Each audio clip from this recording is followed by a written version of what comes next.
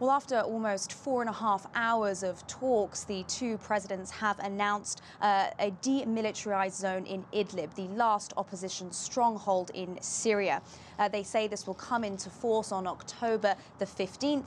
It'll be a 15 to 25-kilometer wide area that will separate government forces from the rebel forces.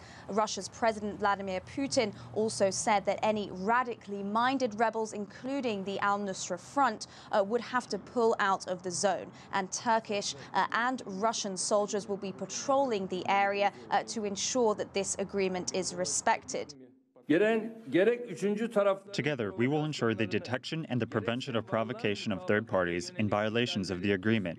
With this aim, Russia and Turkey will carry out coordinated patrols on the borders on both sides of the demilitarized zone that will be designated.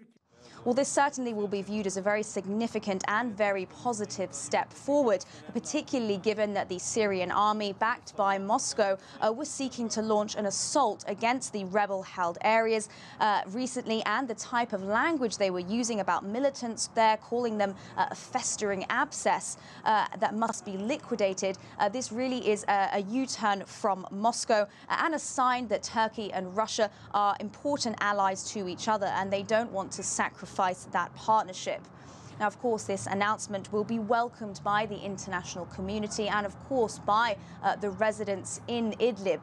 The area, as well as the adjoining areas of Hama and Aleppo, are home to around 3 million people. So there will certainly be a sigh of relief today that this announcement has been made in Sochi.